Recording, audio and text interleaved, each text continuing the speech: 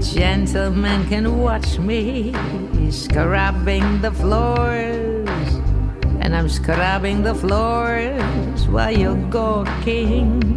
And maybe you'll tip me, and it makes you feel swell on this ratty waterfront and this ratty old hotel. And you'll never Hello and welcome to the latest episode of Harmonious World.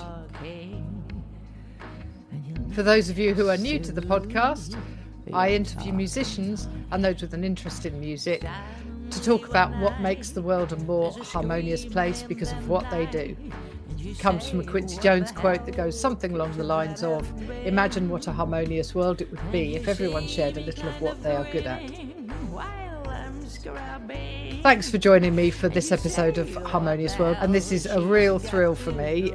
I'm about to interview vocalist Ute Lemper, and I first worked with her in July 1990 when she was singing on stage at the Wall live in Berlin 1990, and I was assistant to the director, Mick Warwood.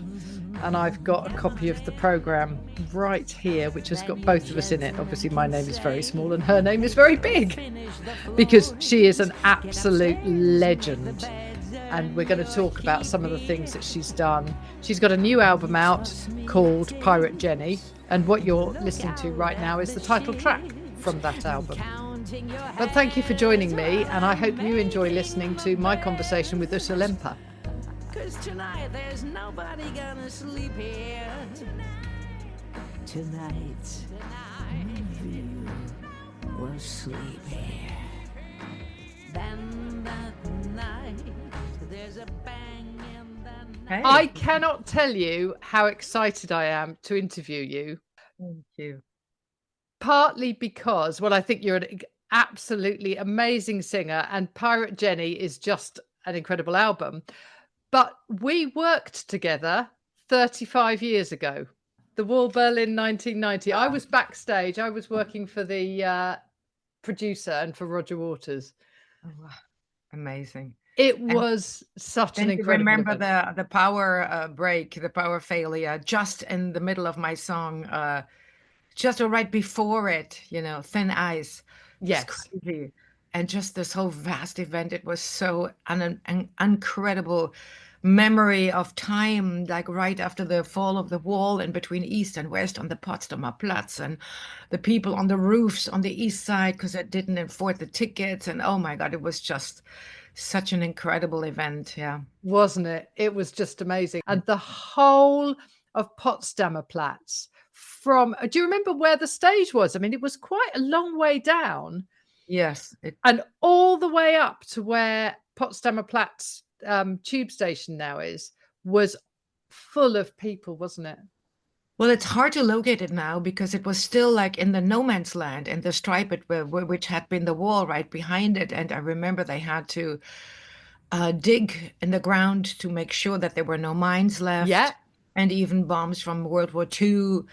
And then they found the old Hitler bunkers under there. I mean, this was such a crazy time. And it really was. Scary. Yeah. Yeah. But it was an immense concert, and it was very symbolic at the time. Yeah, absolutely. And the most surreal thing I remember was being asked by, so East German troops would come into our porter cabin, and they'd say, "Which bit of the wall do you want us to take down today? Should we take down this bit? Because then you can get the lorries in." And it was like, this is the Berlin Wall. And it was incredible. Yeah. But your singing of Thin Ice was just stunning. I don't know. I'm not sure that I like it. It was so long ago, and I was very much overwhelmed with everything. I thought I could have had a little bit more edge, but I just was like so overwhelmed by it. But it was a good song. So after all, I did break it because the song itself was good. And then the second performance was in the court case when I was on top of this huge, like on top of the wall. I had to climb up like hundreds of stairs to get up there, and like a crane. And I was right there on the left side, very much on top. And I did this other performance in the second half of the song in the court case, in the green costume with the horns. Yeah. Yeah. And Yeah. something hit me there that was like a crane had another, like a bulge of a rope on it.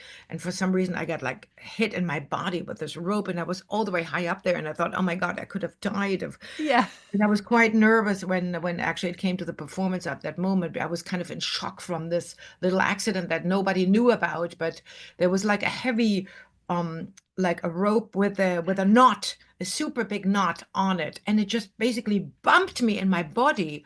And I was up there, and thank God I was holding onto the railing, or I would have like fallen into my death there. So that Yeah. thing was super traumatic somehow. But yes, it is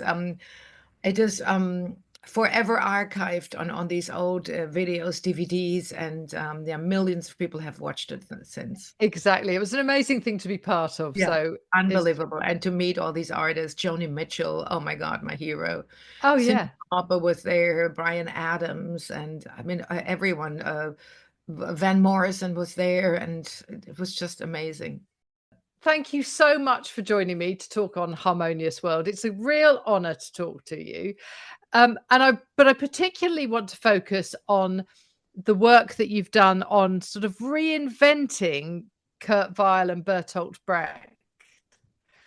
Why do you think they have such a resonance with you? Well, we have to go back a long time. I mean, this year is, first of all, it's his 125th birthday. So it's a big Kurt Weill year. And I was thinking, what can I do? But it also is an anniversary for me because it is 40 years that I'm singing his music. We go back to the year 1985 when I moved as a young artist from Vienna to West Berlin. And I was in this theater community, and of course, really overwhelmed and frustrated, and uh, like concerned about this situation to live in this little part surrounded by a wall in the middle of the old DDR. And yeah, West Berlin was very different than West Germany. It had its own culture, very subversive and alternative, and just the American soldiers everywhere, and this heavy night scene and the fringe theater scene. So also, I was so aware as a young German of a Cold War generation of this absolutely disturbing situation of Cold War, and us in Germany being so close to the root of the problem, and the actual reality of the separation was right there. We were at the climax, of this war, physically and obviously historically too. And so it just was kind of a wake-up call for me. And I started studying the music of Weill and Brecht from, of course, the Weimar time. And it really intrigued me. I loved the political awareness, the rebellious spirit of Bertolt Brecht. And his poetry was just so vastly contemporary somehow and timeless. And he searched for, humanity and freedom, and was already observing all the autocratic movements and the control and the establishment, the corporations and the politics and the religion, all of it intertwined, and the human being was just in the middle of these powerful forces. I mean, it sounds like it's written in 2020, 2025, right?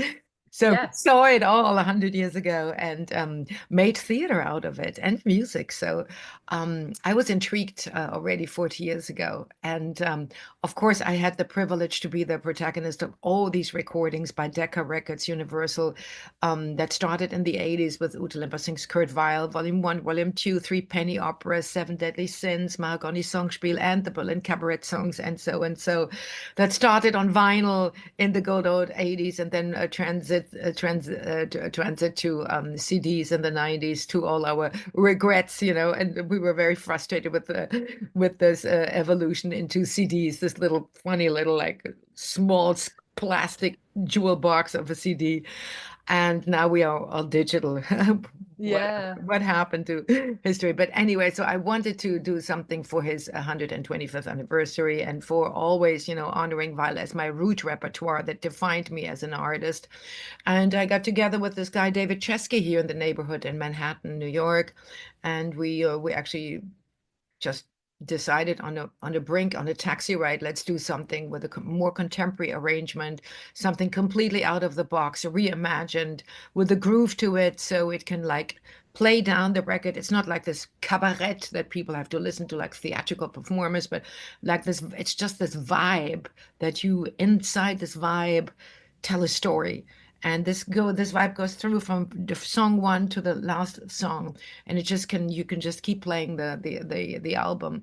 And yeah, and that's what we did very quickly, decided, and he basically invented these arrangements, and then we adapted them to my um vision, also with a little bit of a dramatic turn at the ends of the songs when the story had to still turn in a certain way.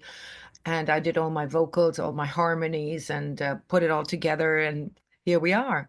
Yeah. I mean, it's a stunning album, obviously named after Pirate Jenny, who's an amazing character. I mean, I think Vile created these female characters that are amazing, aren't they? Yes, they are all outcasts and rebels, Yeah. powerful women, and that learn from being treated badly and being victims, and they take over the power, start their revolution, and and take their revenge. Yeah. It's really fantastic, whether they were whores or whether they were servants or whether they, lost their innocence because they were brainwashed somehow before. It all sounds also contemporary. And yes, and not to forget, they have a great sense of humor and Yeah. irony in them. Absolutely. Yeah.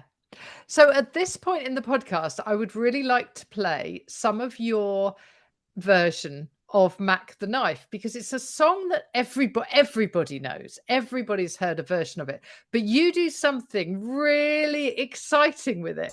Und der Haifisch, der hat Zähne. Und die trägt er im Gesicht. Oh, the shark has pretty teeth, dear, and he shows them pearly white.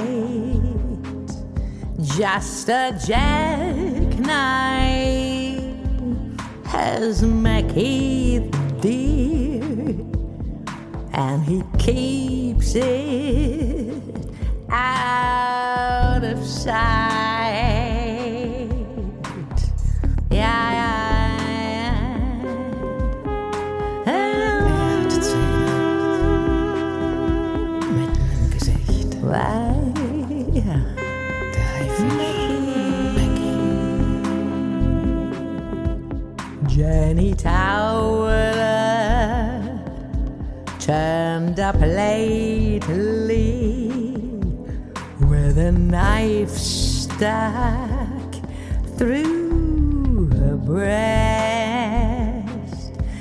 and her man walks the embankment nonchalantly, unimpressed. Jenny Towler hat gefunden mitten im Messer. Was war dein Preis? Mackie. And the ghastly fire in Soho. Can you explain how you took that new arrangement and made it your own? Well, the song Mac the Knife is basically internationally known as a jazz standard. It has been somehow, bastardized by the great jazz people in the 60s, 50s, and 60s, because it's a great theme, and it's been made a swingy tune, but nobody paid attention to the original version from the Three Penny Opera, and it's like a satire about this underdog who fights the establishment and wants to overthrow the government, basically, and with like nasty crimes and nasty intervention to all these powerful structures. And So he wants to burn the banks and wants to, take the innocence away from blinded, brainwashed girls and all of that. And yes, I have sung obviously the original version from the Three Penny Opera many times, just in German, straightforward with an accordion or bandoneon. And then I've also done plenty of jazz versions with a big orchestra or a jazz band and stuff. But here I wanted just to have this vibe, this cool vibe in this big metropolitan city. And in the video you see on YouTube, I'm obviously here in Manhattan, walking in this like crazy outfit with my sunglasses, like the Joker with like smeared lipstick all the way up to my ears, through the streets and in front of the Trump building and the Trump Tower and the Chase Manhattan Bank, and I'm playing my the Riverside Chapel, the Memorial Chapel where the rich people are like buried, and so and so. I just like make my little satire on the neighborhood I live in, actually here on the Upper West Side in Manhattan. And the groove is like ongoing with like voices. They come from right, left, from right side, from left side, and they tell the story in this rather like really minimalist, creepy way. Yeah. And I love that, the way that the voices come at you, because I listen to a lot of music on headphones, which of course you get that properly where Yeah. they're talking at you in different ways. It's Yeah, the stereo amazing. effect. Yeah, Yeah. yeah. And I did for every track, I did like multiple voices and harmonies. So sometimes you have like one voice, of course, comes from the center, but then there are suddenly like six voices, and they all interact with each other. They come from right side, from the left side. And if you wear the headphones, obviously you have this effect really perfectly strong. And but on the stereo system too, obviously. On the Yeah. iPhone, it's a bit harder. But yes, all of the songs I worked with this tool. Yeah. I hesitate now because I want to talk about your work honoring Marlene Dietrich, and you've been compared to her, but I think your voice is, you've done so much more in a way. And I what I really liked was the, what's it called, the Rendezvous with Marlene, which is based on a 3-hour telephone conversation you had with her. Is that right? Yes, yes, and I brought that show to the UK like a couple of years ago. I was right pre-pandemic, I think, just in the month before the country shut down. I was just last summer at the Edinburgh Festival with it. But I do want to mention that with this, I do come back to London on June 13th to Cadogan Hall with my Kurt Weill evening. And that evening will not, unfortunately, reflect the record because it's impossible. It's so produced. I will go, I do the opposite. I go completely stripped away of everything. I just come with a piano and interpret Kurt Weill in the most pure, original way it possibly could be. And of course, the songs from Weimar Berlin, the German repertoire, the French repertoire, which is an amazing 5 years of exile, where he composed completely different, very melancholic, very heartbreaking songs and compositions, including the Seven Deadly Sins and Marie Galante. And then, of course, the American Songbook, a different, more pleasant in a way, and a little bit easier on the swing and stuff like that. So the triptych of these three different styles will be like an arc, celebrated throughout the show, and of course telling his life story at the same time. So that's on June 13th, and I want to definitely make sure that you mentioned that to invite a British audience to Cadogan Hall in London. Yeah, definitely. And I'm hoping to be there. So fingers crossed. Wonderful. Yeah. Yes, so the Marlene evening, well, this is also one of my favorite shows, I have to say. And it's a very, very important show because she was something else. I was 24 years old when I spoke with her in 1987 in Paris. She was 87 years old, a recluse alone in her apartment. She hadn't left the place for more than, you know, 15 years. She didn't want to show her age self anymore out there to the world. She wanted to keep this perfect myth, this perfect statue, this perfect beauty that she had stylized so very badly and cultivated so very badly throughout her movie career. And well, I was the Sally Bowles at the time in the Parisian production of Cabaret, and it's well, the newspapers were writing La Nouvelle Marlène about me, the new Marlene, and I said, "Oh, how can they compare me to such an incredible legend? I'm just such a beginner here in the theater world."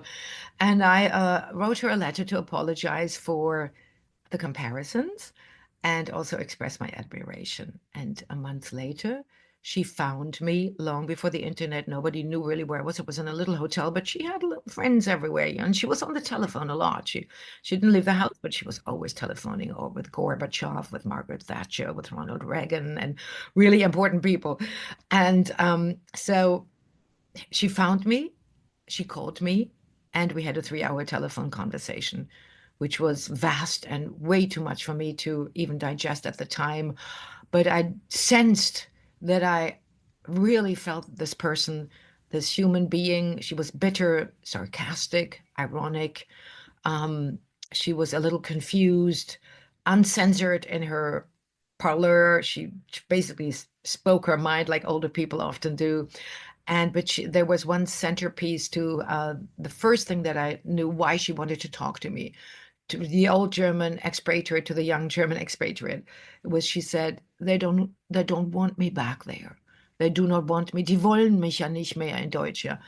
And she she wanted to talk about the fact that she couldn't go back to her home country because of obviously they had treated her as a traitor, because she had fought during World War II as an American soldier against Nazi Germany. And forever, decades after the war, the Germans scolded her being a traitor to the fatherland.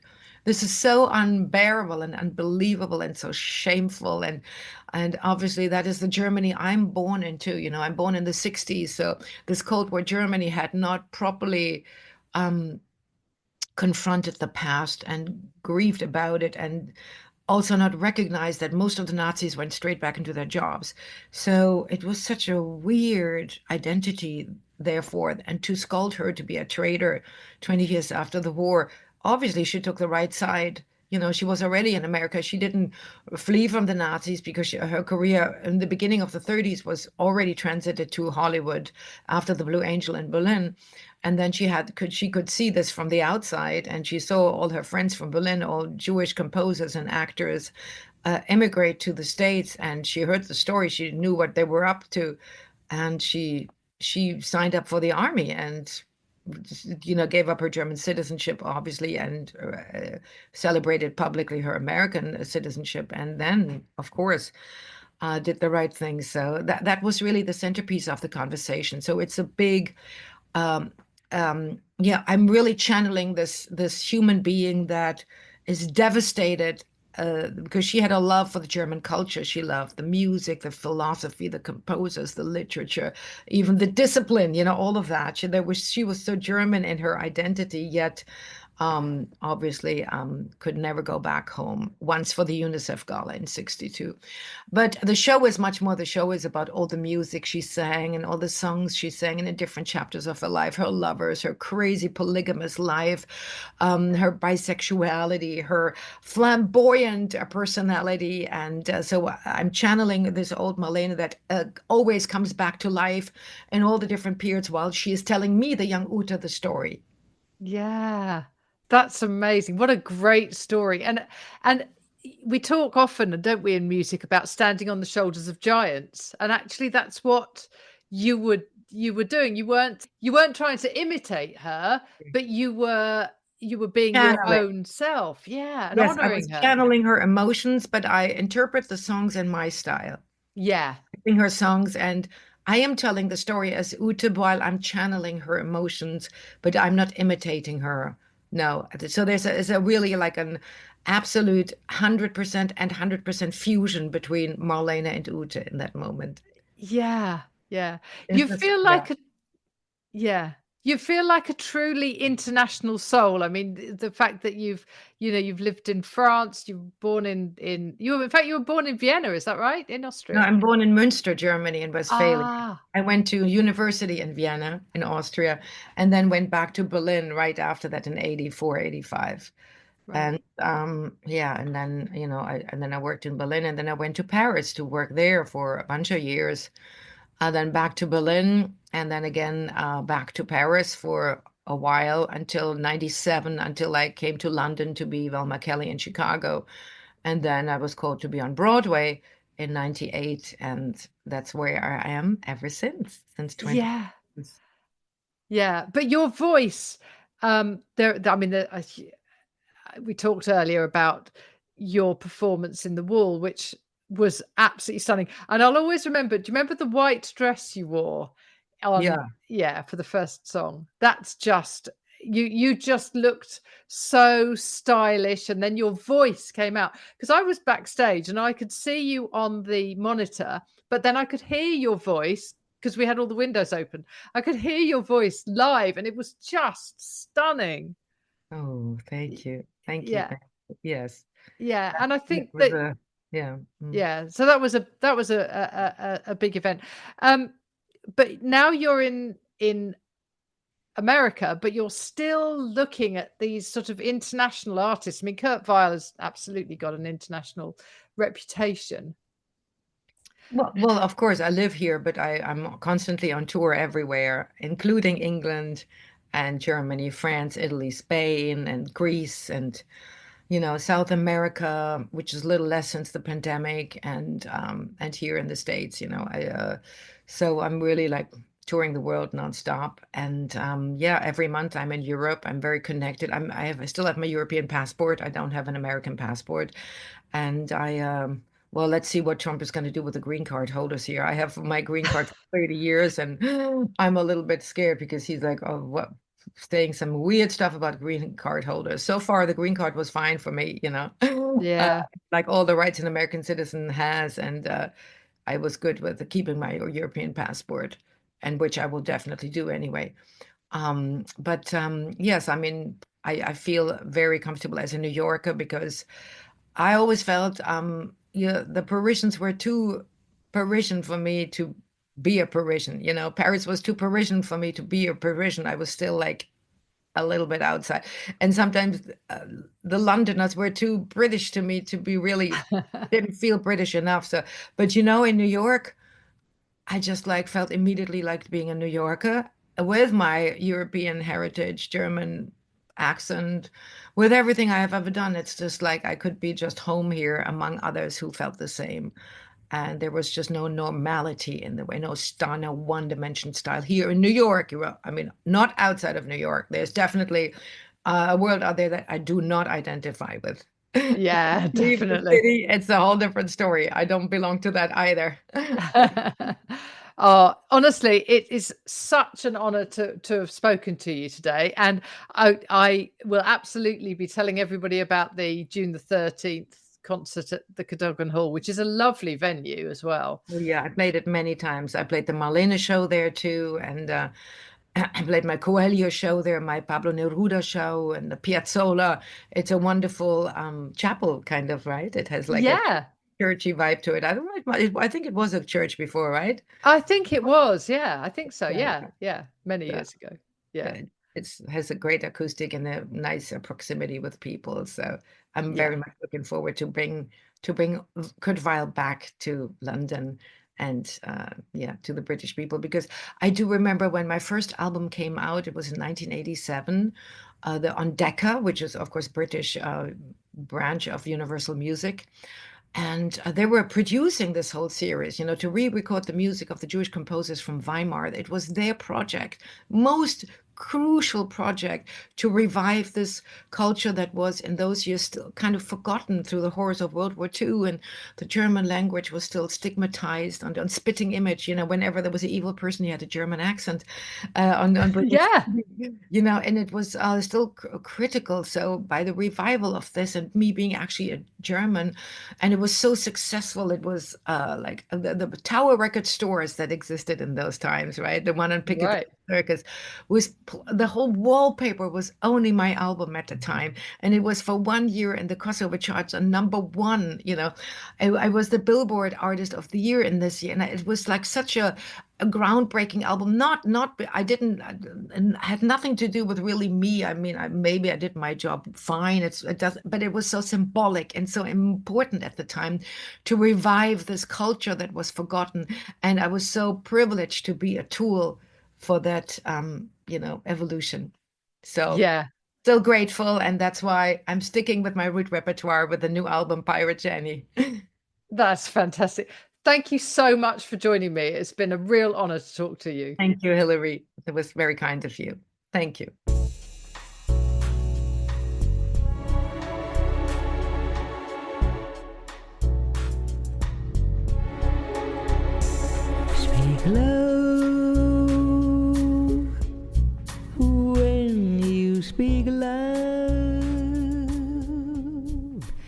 I hope you enjoyed listening to that conversation with Ute Lemper as much as I enjoyed it. I mean, the woman is a legend.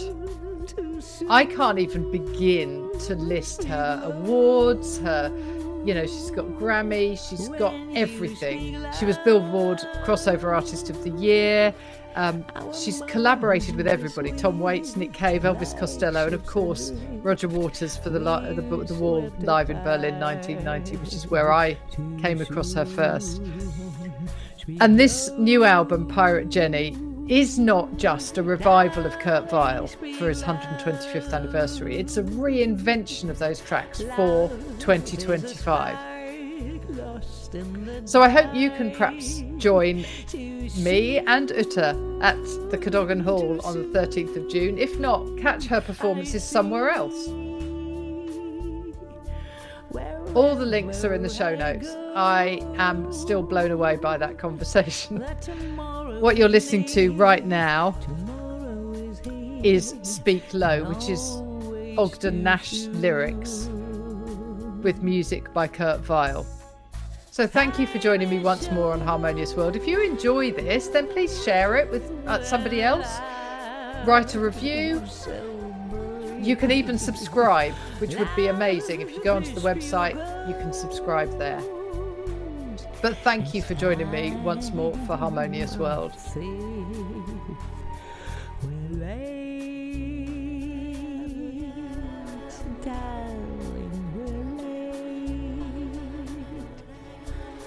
Curtain descends, everything ends too soon, too soon. We're late, darling, we're late. Will you speak low to me, speak loud to me soon?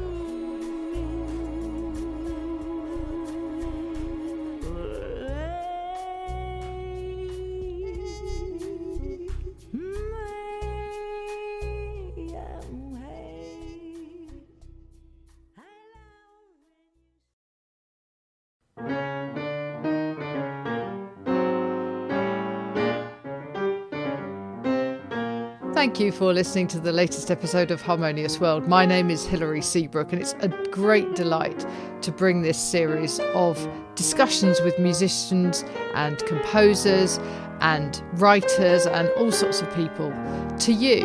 Obviously, there's no point in having a podcast if people aren't listening, and I'm very grateful to my listeners for doing so. Thanks also to Joe English for composing and performing this new theme tune. So wherever you get your podcast, you can leave a review. You can share this with your friends and family, either as a link or on social media and that sort of thing. I'd be really grateful for that. Don't forget that you can subscribe now. There's a link wherever you get your podcasts. So have a great week, and please remember why I started this, which is just to try and make the world a little more harmonious. Thanks for listening to Harmonious World.